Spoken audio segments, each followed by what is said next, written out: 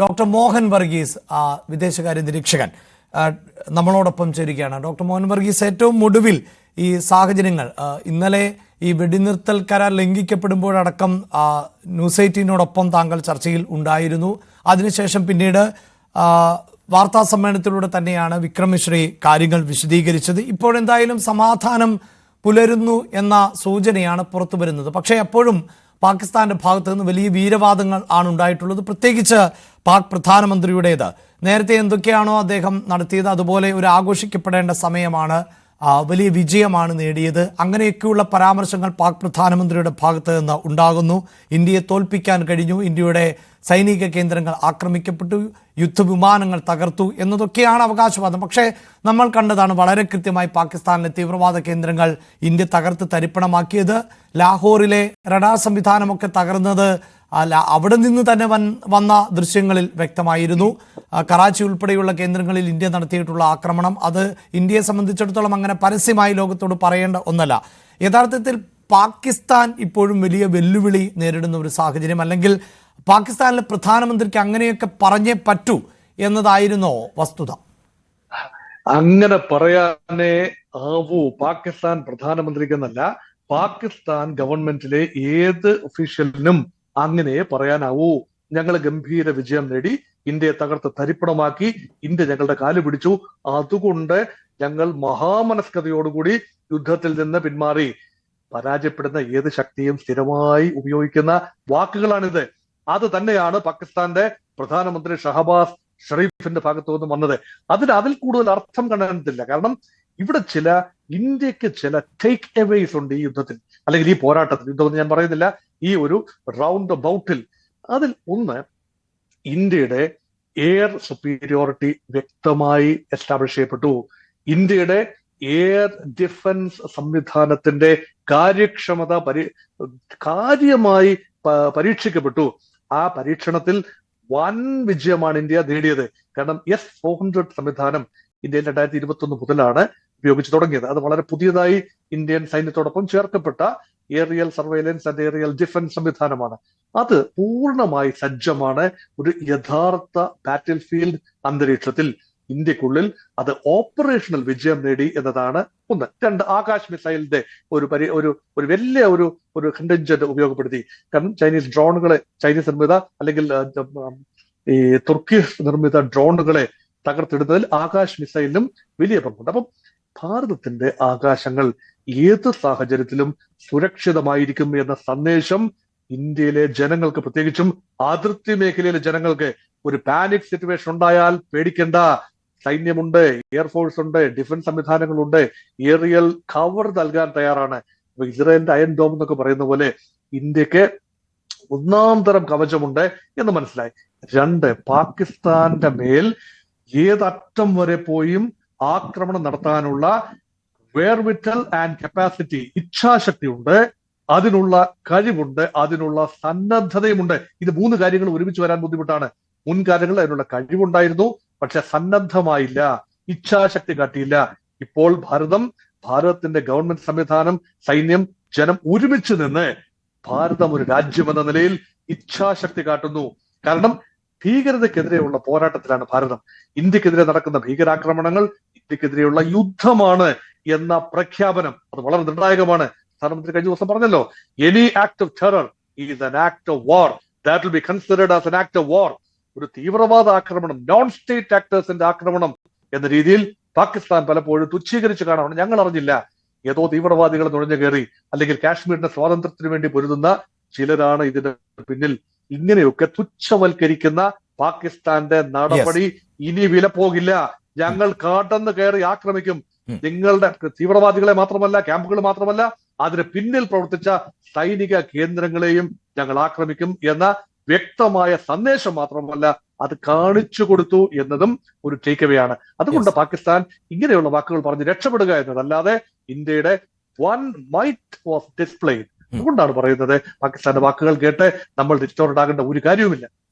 ഒപ്പം ഈ വെടിനിർത്തൽ പ്രാബല്യത്തിലായതിനു ശേഷം ഉണ്ടാകുന്ന ചില വിമർശനങ്ങൾ, അതിനെ താങ്കൾ എങ്ങനെയാണ് നോക്കിക്കാണുന്നത്? ഇപ്പോൾ എൻ്റെ അഭിപ്രായത്തിൽ ഞാനെപ്പോഴും ഇത്തരം കാര്യങ്ങൾ നിരീക്ഷിക്കുമ്പോൾ ഇതിനു മുമ്പുള്ള ചരിത്രം പരിശോധിച്ചാലൊക്കെ ഇന്ത്യയെ സംബന്ധിച്ചിടത്തോളം പാകിസ്ഥാനെ ആക്രമിക്കുക എന്നത് ഇന്ത്യയുടെ ഒരു ലക്ഷ്യമേ അല്ല. ഒരിക്കൽ പോലും അങ്ങനെ ഒരു ലക്ഷ്യമില്ല. നമുക്കൊരു അജണ്ടയുണ്ട്. നമ്മുടെ ആവശ്യം എന്നത് പാകിസ്ഥാനിൽ നിന്നുള്ള തീവ്രവാദ പ്രവർത്തനങ്ങളെ അവസാനിപ്പിക്കുക. അതിനിപ്പോൾ അവിടുത്തെ സാധാരണക്കാരെ കൂട്ടമായി കൊല ചെയ്തിട്ട് കാര്യമില്ല, അവിടെയുള്ള ആളുകളെ ആക്രമിച്ചിട്ട് കാര്യമില്ല. തീവ്രവാദ കേന്ദ്രങ്ങളെയായിരുന്നു ഉന്മൂലനം ചെയ്യേണ്ടത്. അങ്ങനെയുള്ള തീവ്രവാദ കേന്ദ്രങ്ങൾ എത്ര എന്ന് ഇന്ത്യ വളരെ കൃത്യമായി എണ്ണം പറയുന്നുണ്ട്. അതിൽ 9 തീവ്രവാദ കേന്ദ്രങ്ങളെ ആക്രമിക്കുന്നു, അവരെ തരിപ്പണമാക്കുന്നു. അതിനപ്പുറത്ത് ഇപ്പോഴും ഈ ചില പൊളിറ്റിക്കൽ പാർട്ടി, ഇപ്പോൾ സഞ്ജയ് റൌത്തിന്റെ ഒരു ട്വീറ്റ് പുറത്തു വരുമ്പോൾ ഇന്ത്യ എന്തോ പരാജയപ്പെട്ടു പോയി എന്ന മട്ടിൽ ഉള്ള പ്രതികരണം ആണ് വരുന്നത്. അത് എത്രത്തോളം അവധാനതയുണ്ട്? കാരണം ഇപ്പോൾ നമ്മുടെ അയൽ രാജ്യമായ അഫ്ഗാനിസ്ഥാനിൽ അവിടെ താലിബാനാണ് ഭരിക്കുന്നത്. ആ താലിബാന്റെ ഭരണത്തിൽ ഇന്ത്യ ഇടപെടുന്നില്ല. പലപ്പോഴും ഒരു അയൽ രാജ്യം, ഏറ്റവും ശക്തമായ രാജ്യം എന്ന നിലയിലൊക്കെ ഈ താലിബാൻ ഭരണകൂടത്തെ ഇന്ത്യക്ക് എങ്ങനെയാണ് ഉൾക്കൊള്ളാൻ പറ്റുക എന്ന് ചോദിക്കാറുണ്ട്. ഇന്ത്യയുടെ മറുപടി എന്താണ്? അത് താലിബാൻ എന്ന രാജ്യത്തിന്റെ ഒരു പരമാധികാരം ആണ്. മറിച്ച് ഇപ്പോൾ ബംഗ്ലാദേശിലെ സംഭവമാകട്ടെ, ഷെയ്ഖ് ഹസീനയ്ക്ക് ഇന്ത്യ അഭയം നൽകുമ്പോഴും അവിടുത്തെ ഏതെങ്കിലും രാഷ്ട്രീയമായ ഇടപെടലിൽ പ്രത്യക്ഷമായി നമ്മൾ ഇടപെടുന്നില്ല, രാഷ്ട്രീയമായ ഒരു ഇടപെടൽ നടത്തുന്നില്ല. അതേ രാജ്യത്ത് നിന്നുള്ള തസ്ലിമ നസ്ലിനെ പോലെയുള്ളവർക്ക് അഭയം നൽകിയിട്ടുണ്ട്. ഇപ്പോൾ തിബറ്റ് ജനത, തിബറ്റിൻസ്, അവർ ഇന്ത്യയിലാണ് ജീവിക്കുന്നത്. ഒരു രാജ്യം ആണ് യഥാർത്ഥത്തിൽ തിബറ്റ് എന്നത്. ആ രാജ്യം ഇന്ത്യക്കകത്ത് പ്രവർത്തിക്കുന്നു എന്ന് നമുക്ക് പറയാം. വളരെ കൗതുകകരമാണല്ലോ. തിബറ്റിലെ പാർലമെന്റിലേക്ക് വോട്ടെടുപ്പ് നടക്കുന്നത് ഇന്ത്യയിലാണ്. അപ്പോൾ അങ്ങനെ ഉള്ള ആളുകൾക്ക് അഭയം നൽകുകയും എന്നാൽ മറ്റൊരു രാജ്യത്തിന്റെ പരമാധികാരത്തിലേക്ക് കടന്നു ചെല്ലുകയും ചെയ്യാത്തൊരു രാജ്യമാണ്. അപ്പോൾ എന്താണ് താങ്കളുടെ നിരീക്ഷണം? ഇന്ത്യയെ സംബന്ധിച്ചിടത്തോളം ഇന്ത്യയുടെ ആവശ്യങ്ങൾ, തീവ്രവാദത്തിനെതിരായ പോരാട്ടം, അത് കൃത്യമായി നടപ്പിലാക്കി കൊടും ഭീകരരെ അടക്കം വധിച്ചു. പാകിസ്ഥാന് മറുപടി നൽകുക, അത്തരം മറുപടി സൈനികമായി നൽകി. ഒപ്പം പാകിസ്ഥാനെ ഈ മറ്റു വിധത്തിൽ, അതായത് സാമ്പത്തികമായി അടക്കമുള്ള വലിയ പ്രതിസന്ധികൾ, അല്ലെങ്കിൽ ഇന്ത്യയെ ഏത് മട്ടിലാണോ പാകിസ്ഥാൻ ആശ്രയിക്കേണ്ടി വരുന്നത് ആ ആശ്രയിക്കേണ്ട വരുന്ന സാഹചര്യങ്ങളെ ഇല്ലാതാക്കി പാകിസ്ഥാന് കൃത്യമായ മുന്നറിയിപ്പ് നൽകുന്നു. ഇതിനപ്പുറത്തേക്ക് എന്താണ് യഥാർത്ഥത്തിൽ ഇന്ത്യയെ പോലൊരു രാജ്യം ചെയ്യേണ്ടത്? ഇന്ത്യക്ക് വ്യക്തമായ, ശ്രീ അഭിലാഷ് സൂചിപ്പിച്ച ഇത് വളരെ കറക്റ്റാണ്, വ്യക്തമായ നയമുണ്ട് ഇന്ത്യക്ക്. ക്രിസ്റ്റൽ ക്ലാരിറ്റിയുള്ള, ക്രിസ്റ്റൽ ക്ലിയർ ആയ ഒരു തോട്ട് പ്രോസസ് ആണ് ഇന്ത്യക്ക്. ഇന്ത്യയുടെ പ്രയോറിറ്റീസ് എന്താണെന്ന് അറിയാം. ഭീകരതയെ ഇന്ത്യ അംഗീകരിക്കുന്നില്ല. ഇന്ത്യക്കെതിരെ വരുന്ന ഭീകര ആക്രമണങ്ങളെ ഇന്ത്യ പ്രതിരോധിക്കും. ഭീകരാക്രമണങ്ങൾ നടത്തി തിരിച്ചു ചെല്ലാൻ പാകിസ്ഥാനിലാകട്ടെ എവിടെയാകട്ടെ തിരിച്ചു ചെന്നാൽ അവിടെ ഹോട്ട് പെർസ്യൂട്ട് നടത്തി അവരെ തകർക്കും. അത് ഇന്ത്യയുടെ നയവും കൺവിക്ഷനുമായി മാറിയിരിക്കുന്നു. മറ്റു കാര്യങ്ങൾ, ഇപ്പം ഷെയ്ഖ് ഹസീനയ്ക്ക് അഭയം നൽകി, ദലൈലാമയ്ക്ക്, ടിബറ്റൻ ആധ്യാത്മിക ആചാര്യൻ ദലൈലാമയ്ക്ക് അഭയം നൽകി. ഇതെല്ലാം തന്നെ ഒരു കൺവിക്ഷൻ, ഒരു ഹ്യൂമാനിറ്റേറിയൻ പരിഗണനയാണ്. ഇന്ത്യയുടെ ചില കൺവിക്ഷൻസ് ആണ്. അതായത് അഭയം തേടി വരുന്ന ഒരു നിസ്സഹായനായ ഒരാൾക്ക് അഭയം നൽകുക എന്ന് പറയുന്നത് ജീവകാരുണ്യപരമായ, ഹ്യൂമാനിറ്റേറിയനായ പരിഗണനയാണ്. ഇന്ത്യ എന്നും മാനുഷിക മുഖമുള്ള ഒരു രാജ്യമാണ്. കാരണം ഷെയ്ഖ് ഹസീന ഒരു പ്രത്യേക സാഹചര്യത്തിൽ അവിടെ നിഷ്കാസിതയായി. അപ്പം ഭരണം അട്ടിമറിക്കപ്പെട്ടു. അപ്പോൾ ഷെയ്ഖ് ഹസീന ഇന്ത്യയോട് അഭയം ചോദിച്ച് ഇന്ത്യയിലേക്ക് കടന്നു വരികയാണ്. അത് അഭയം എന്ന് പറയുമ്പോൾ ശ്രീ അഭിലാഷ് സൂചിപ്പിച്ചതുപോലെ ബംഗ്ലാദേശിന്റെ ആഭ്യന്തര കാര്യങ്ങളിലെ ഇടപെടലല്ല. അവിടുത്തെ അവാമി ലീഗിനെ വിജയിപ്പിച്ചെടുക്കേണ്ടത് ഇന്ത്യയുടെ ആവശ്യമല്ല. അത് ബംഗ്ലാദേശിലെ ജനം തീരുമാനിച്ചുകൊള്ളും. പക്ഷെ അവാമി ലീഗിന്റെ നേതാവ്, ഇന്ത്യക്ക് ചരിത്രപരമായ ബന്ധമുള്ള ഷെയ്ഖ് മുജിബുർ റഹ്മാന്റെ മകൾ പ്രിയപുത്രി, അവിടുന്ന് ഓടി വരുമ്പോൾ 2 കൈയും നീട്ടി സ്വീകരിക്കുക, വാസമൊരുക്കുക എന്നതല്ലാതെ അതിന് ഇപ്പോൾ ബംഗ്ലാദേശ് ഇന്ത്യ ബന്ധം മോശമാകും, അതുകൊണ്ട് ഞങ്ങൾ അഭയം കൊടുക്കില്ല, ആ നിലപാടല്ല. ചൈന പ്രകോപിതരാകുമെന്നറിയാം.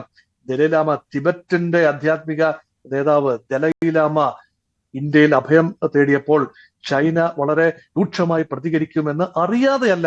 പക്ഷെ ഒരു ജനതയുടെ ആവിഷ്കാരമാണ്. അവരൊരു കൾച്ചറൽ ഒരു ഫോർമേഷനാണ് ടിബറ്റൻ ജനത. അവരുടെ നേതാവ് ഇന്ത്യയിലേക്ക് വരുന്നു. അവരുടെ വലിയ ഒരു വിഭാഗം ആളുകളും ഇന്ത്യയിലേക്ക് വരുന്നു. അപ്പം അവിടെ ഒരു മനുഷ്യാവകാശ വിഷയം അവിടെയുമുണ്ട്. അതേസമയം ടിബറ്റിന്റെ കാര്യത്തിൽ, ചൈനയുടെ കാര്യത്തിൽ ഇന്ത്യ ഇടപെട്ടിട്ടേയില്ല. അതുകൊണ്ടാണ് പറയുന്നത് ഇന്ത്യയുടെ നയം വ്യക്തമാണ്. ഇന്ത്യ ഒരു രാജ്യത്തിനും എതിരല്ല, പാകിസ്ഥാനെതിരല്ല, പാക് വിരോധമല്ല ഇന്ത്യ നയിക്കുന്നത്. തീവ്രവാദികൾ ഇന്ത്യയെ ആക്രമിക്കുന്നുവെങ്കിൽ അതിന് ദേശസുരക്ഷ ഒരുക്കാൻ ഇന്ത്യ പ്രതിജ്ഞാബദ്ധമാണ്. അതിന് അടുത്ത കാലത്ത് വന്ന ഒരു പോളിസി ചേഞ്ച് എന്ന് പറയുന്നത്, ശ്രീ അഭിലാഷ്, തീവ്രവാദികൾ മുൻകാലങ്ങളിൽ ആക്രമണം നടക്കുന്നു, പാകിസ്ഥാൻ തെളിവ് ചോദിക്കും, തെളിവ് ഇല്ല എന്ന് പറഞ്ഞ് തേഞ്ഞുമാഞ്ഞ് പോകും. അല്ല എങ്കിൽ അത് ശക്തമായി നമ്മൾ ഭീകരതയെ എതിർക്കുമെന്ന ശക്തമായ പ്രഖ്യാപനം നടത്തും. ഇതിനുള്ളിൽ വലിയ കോമ്പിംഗ് ഓപ്പറേഷൻ നടത്തി ഭീകരരെ പിടിക്കും, അവരെ ചിലപ്പോൾ വിചാരണ ചെയ്ത് വധിക്കും ഒക്കെ ചെയ്തിരുന്നു. പക്ഷേ ഭീകരത രാഷ്ട്രാന്തര സ്വഭാവം കൈവരിച്ചു. ഭീകരർ എവിടെ പോയി ഒളിച്ചാലും, ഏത് മടയിൽ പോയി ഒളിച്ചാലും, അത് സിക്ക ഭീകരവാദികൾ കാനഡയിലോ വാൻകൂവറിൽ പോയി ഒളിച്ചാലും ഞങ്ങൾ അവിടെ ചെന്ന് ഭീകരതയുടെ പേരറക്കും. അങ്ങനെയാണ് ഹർദീപ് സിംഗ് നിജ്ജാർ വധിക്കപ്പെടുന്നത്. ഇന്ത്യ നേരിട്ട് ചെയ്തു എന്നല്ല പറയുന്നത്. പക്ഷേ ഇന്ത്യ തേടിക്കൊണ്ടിരുന്ന ഭീകരന്മാർ ലോകത്തിന്റെ വിവിധ ഭാഗങ്ങളിൽ അജ്ഞാതരുടെ വെടിയേറ്റ് അല്ലെങ്കിൽ ആകസ്മികമായ മരണത്തിലേക്ക് അത് പാകിസ്ഥാനുള്ളിലും സംഭവിക്കുന്നു. അത് ഇന്ത്യയുടെ ഒരു ചെറിയ നയം മാറ്റമാണ്. ഇന്ത്യയുടെ വില്ലിങ്നെസ് ആൻഡ് ഡെഡിക്കേഷൻ അവിടെ കാണിക്കുന്നു. രണ്ട്, ഈ അടുത്ത കാലത്ത് സംഭവിക്കുന്ന ഒരു ട്രെൻഡാണ് പാകിസ്ഥാൻ ഇന്ത്യയെ ഡീസ്റ്റെബിലൈസ് ചെയ്യാൻ ശ്രമിക്കുന്നു. അത് സത്യമാണ്. അത് വർഗീയ വേർതിരിവുണ്ടാക്കാൻ നോക്കുന്നു, മതം നോക്കി തന്നെ ഇവിടെ തീവ്രവാദ ആക്രമണം നടത്തുന്നു ഒക്കെയാണ്.